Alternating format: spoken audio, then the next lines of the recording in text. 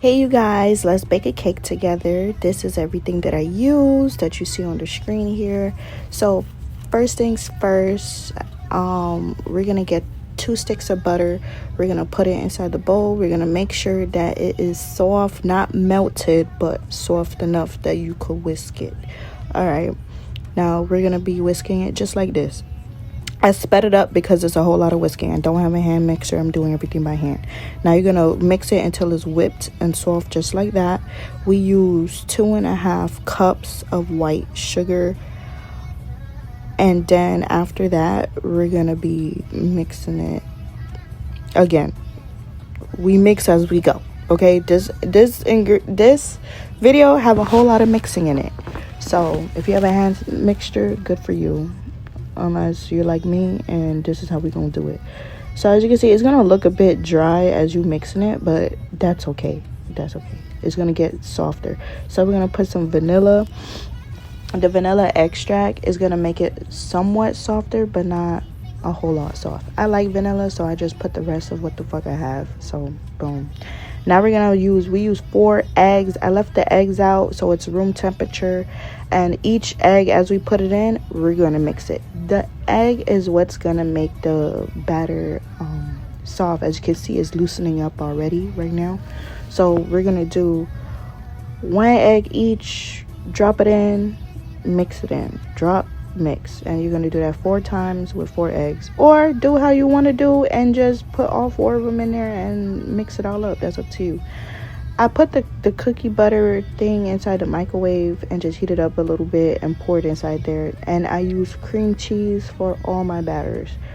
So if you're lactose intolerant, I'm sorry baby, but boom, that's cinnamon sugar that I have, so I'm just putting that a little bit in there, and we're gonna mix it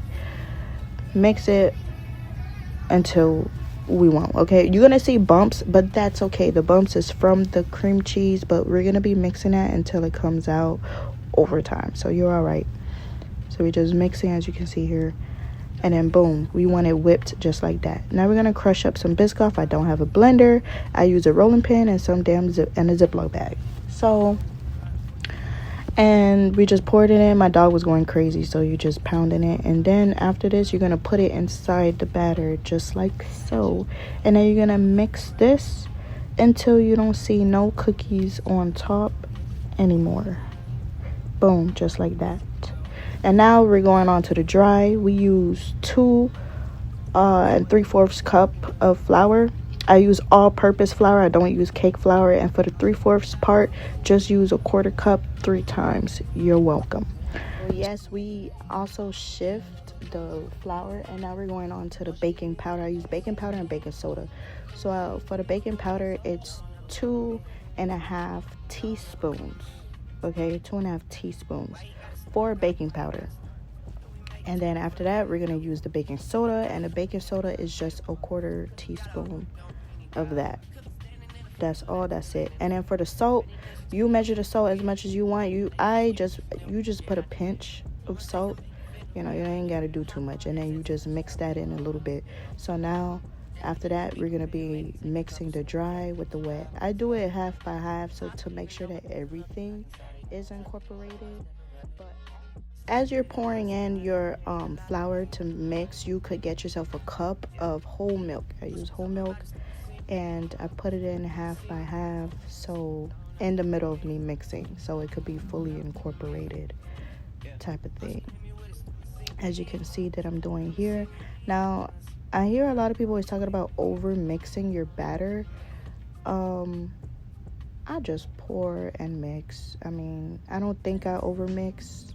The cakes don't show as if I over mix, so this is just how we do it here. And I use 2 cups of the whole milk.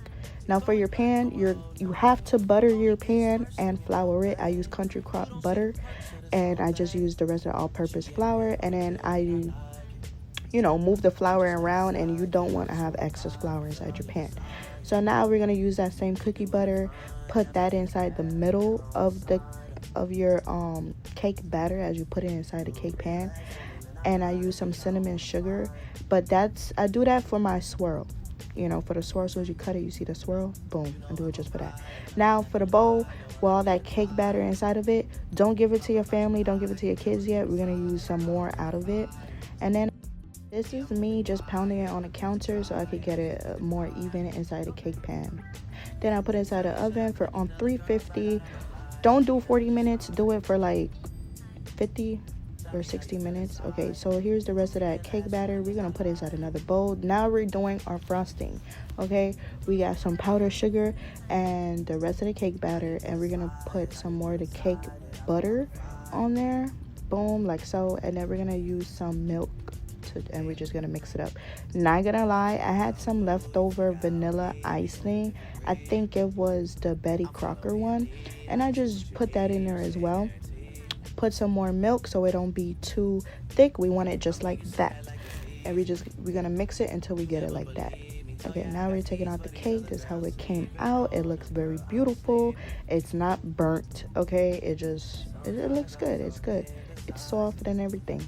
Now we're gonna let the cake sweat. I put a plate on top of it just to let it sweat. I don't have plastic to wrap it in. Now here's the reveal. Boom, this is exactly how it's gonna come out. For the icing, we used cookie butter, icing, and the one we made, and then we're gonna use some more cookie butter. I did it for the color and for the way how it looks. I like the way that it came out. I loved it. Boom. So this is the icing that we made. We're just pouring it on top of there. Do outer the cake first and then go inside, because if you go inside first, that's when all the icing is just gonna go straight inside the middle, and we don't 100% want that. You get what I'm saying? So do it just like so. This is how I'm decorating my cake. Obviously you're gonna do it your own way. I'm putting some more of the crushed Biscoff cookies on top of the cake, so because it's like a Biscoff crunch kind of cake. So yeah, and that's how it came out. We're cutting, you see how we just sliced it? Butter, boom, it's butter as hell as soon as you cut into it. And that's the swirl we were talking about that we wanted as we put the Biscoff butter on it. And this is how it came out. I hope you guys enjoy it, love it. It pairs well with some vanilla ice cream.